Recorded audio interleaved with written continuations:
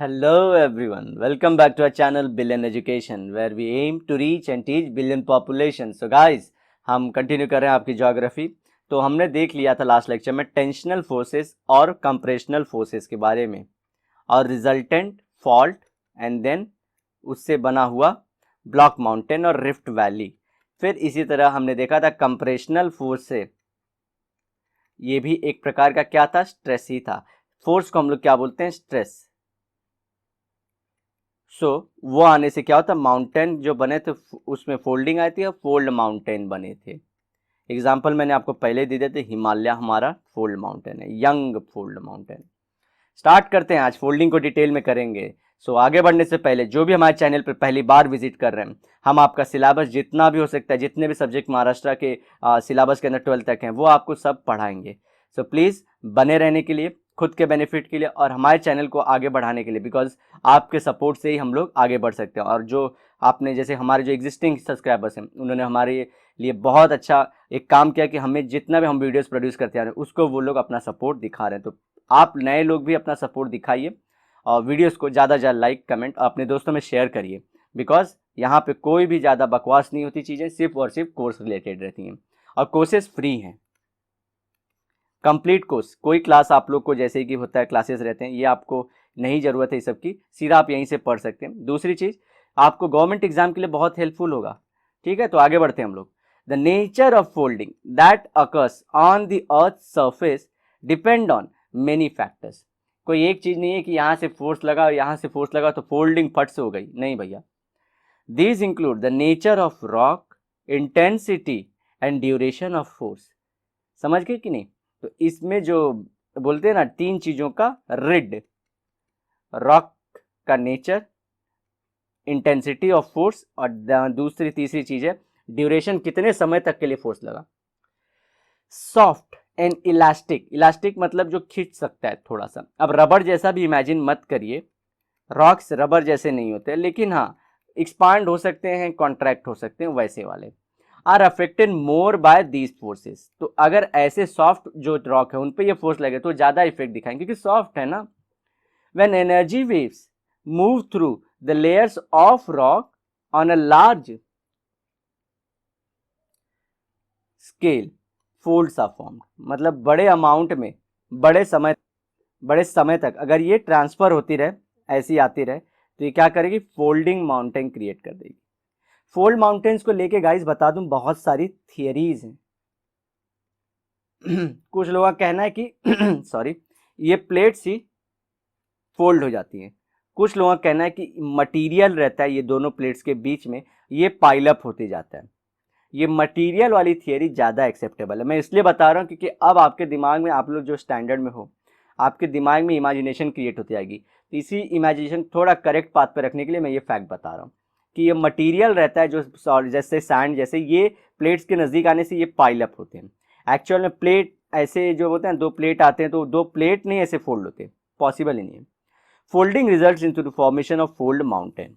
For example Himalayas देखिए, Alps कहाँ पे, एल्प्स यूरोप, स्विट्जरलैंड कंट्री सुने, वहां पे एल्प्स हैं, इटली, ऑस्ट्रिया, ये सब में। Rockies USA, Andes South America के पूरे वेस्टर्न कोस्ट पे। द कंप्रेशनल फोर्स, कंप्रेशनल मतलब दबाने वाली force, push two portions of the crystal rock, crystal मतलब अर्थ के सरफेस वाली रॉक को, together and tend to shorten the and thicken the crust. तो मोटा करते हैं क्योंकि क्रस्ट नजदीक आ रहा है, तो इसको समझिए यहाँ पे हम, ये पूरा का पूरा है ऐसा, ये फोर्स आ रही है यहाँ से, तो ये क्या होगा, मोटा होती जाएगा ना। तो देखिए कितना मोटा होती जा रहा है, ठीक है, और छोटी होती जाएगी ये क्रस्ट। पहले इतना बड़ा था, अब ये सिकुड़ के इतना बड़ा और मोटा हो रहा है, तो शॉर्टन हुआ और थिक भी हो गया। The affected rock react to compressional force depending on the strength of rock and speed of the force. कितना तेज लगा वो तो हमने स्टार्टिंग में पढ़ लिया point. Folding occurs when compressional force are applied to rock that are ductile and flexible. Ductile मतलब क्या होता है, ये टूट सकता है, ठीक है ना, और फ्लेक्सिबल मतलब मुड़ सकता है। दोनों में आपको याद रखना, आप लोग अपने 8th स्टैंडर्ड में मेटल नॉन मेटल की प्रॉपर्टी में ये सब किए होंगे। Rocks that lie deep within the crust are therefore under high pressure and are generally ductile, particularly susceptible to folding without breaking. तो जो डक्टाइल रहेगा वो ज़्यादा इजीली फोल्ड हो सकता है. As a result rock deep within the crust typically folds rather than break. अच्छा, ये क्यों? ये देखिए, ये लेयर के नीचे है, तो इस पे ऑलरेडी नीचे से गर्मी, ऊपर से प्रेशर आ रहा है, तो ये क्या रहेगा, कड़क रहेगा कि थोड़ा सॉफ्ट रहेगा? ये सॉफ्ट ही रहेगा ना. ये लॉजिक है. Folding is also likely to occur where compressional forces are applied slowly. Fast नहीं, स्लो. फास्ट करोगे तो प्लेट टूट जाएगा.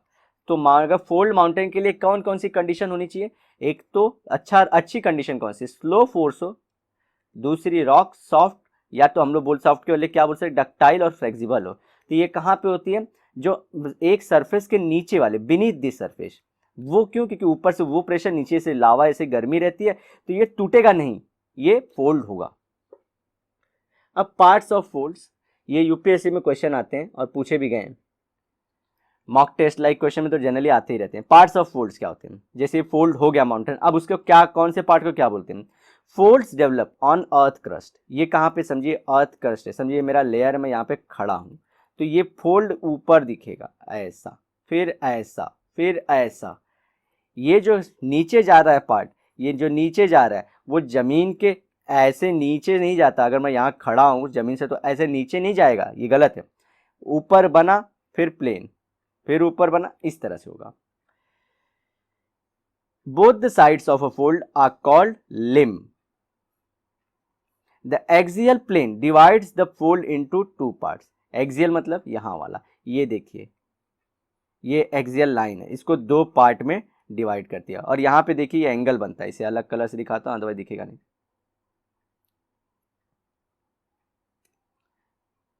यहाँ पे देखिए ये एक्सियल प्लेन होता है, जहाँ पे एक्सिस होती है इसकी, ये एक्सियल एंगल होता है.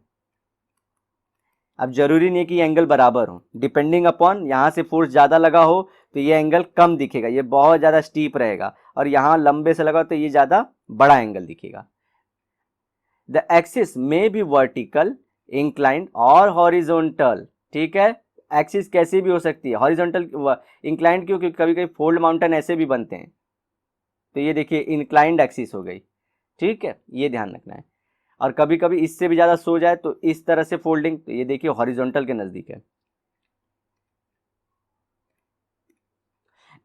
As and when limbs are slope towards, limbs slope downwards with the central portion getting raised up, it is called as a anticline. तो ये वाला जो ऊपर का पार्ट होता है, हमेशा ये जो ऊपर रेज होता है उसे एंटीक्लाइन बोलते हैं. वहीं पे जो नीचे जाता है उसे क्या बोलते हैं? Syncline. As against this if limb slope downwards, नीचे की तरफ जाए, each other and the central portion located at the lower elevation, नीचे जाए, तो इसे बोलते हैं सिंक्लाइन. तो सिंपली याद रखना है, एलिवेटेड पोर्शन को बोलते हैं एंटीक्लाइन, और जो ये नीचे वाला पोर्शन है इतना, इसे बोलेंगे syncline. Fold mountains. Folding leads to development of fold mountains. For example Himalayas and Alps, मैंने इनके लोकेशन भी बता दिया आपको. इनके एग्जाम्पल्स कर लेते हैं. They are classified as depending upon their age. कितना पुराना है, कोई बहुत बरसों पुराना तो उसे ओल्ड फोल्ड माउंटेन बोलते हैं. नया अभी रिसेंटली फॉर्म हुआ, ऐसा भी नहीं कि 10 साल पहले, हमसे तो बहुत पहले फॉर्म हुआ, लेकिन comparatively compare to each other ये नए हैं. तो ओल्ड फोल्ड माउंटेन में किसका किसका नाम आता है? द बेस्ट, उसका पहले देखिए 200 मिलियन ईयर अगो जो बने. अरावली हमारा यही माउंटेन है. मैं क्वेश्चन पूछा था ऑलरेडी आप लोग के, हमारे ओल्ड फोल्ड माउंटेन अरावली इनमें से एक है. आज छोटा हो गया घस के, अब उतना बड़ा नहीं दिखता, लेकिन ये एक टाइम पे बड़ा था. Highest peak 1722 metre. ठीक है ना. The Ural mountain in Russia. Ural mountains वो हैं जो रशिया को दो पार्ट में एक्चुअली बताते हैं. रशिया को लेके कंफ्यूजन रहता है हमेशा कि वो यूरोप का पार्ट है या एशिया का पार्ट है. तो बोलते हैं यूरल के जो ईस्ट में है वो एशिया में है, सॉरी लिख दिया एशिया में, और जो वेस्ट में वो यूरोप का है. तो ऐसे ये यूरल माउंटेन हेल्प करते हैं. And the Appalachians in USA. Young fold mountain कौन है? द यंग फुल माउंटेन्स 10 से 25 मिलियन ईयर अगो के। तो कितने के साल हो गए? 2-2.5 साल करोड़ के। Of age Rocky, Himalayas, highest peak Mount Everest इतना मीटर 88848 8848 3 बार बोल दिया, ठीक है। तो मैं क्या बोल रहा हूँ, तो AMSL क्या होता है? एज मीन सी लेवल, ठीक है। आपको डाउट होगा कि AMSL क्या है? एज मीन सी लेवल से, समुद्र अगर समतल हो तो उससे कितना, ठीक है, वहाँ के। तो ये चीज़ आपको ध्यान रखनी है। और इसमें आप लोग एंडीज का नाम भी ले सकते हैं। एंडीज भी यंग माउंटेन है, फोल्ड माउंटेन है, ये भी है, रॉकीज, एंडीज, हिमालयास, ठीक है। तो इसी के साथ गाइज हमारा ये वाला सीरीज खत्म होता है, जो ये वाला लेक्चर, सॉरी। और नेक्स्ट लेक्चर में हम टाइप्स ऑफ ये सब देखेंगे कि एसिमेट्रिकल क्या होता है, ओवरटर्न क्या होता है, रिकम्बिनेंट क्या होता है। ये आपको अगर जो यूपीएससी ऑप्शनल लेना चाहते हैं उनको ये पार्ट जरूर रहता है। मैं डे 1 से बोल रहा हूँ, ये ऑप्शनल पार्ट का आपका सिलेबस है। तो जस्ट ऐसे एक्स्ट्रा हिंट देने के लिए कि आप लोग अगर जो इंटरेस्टेड है उनके लिए।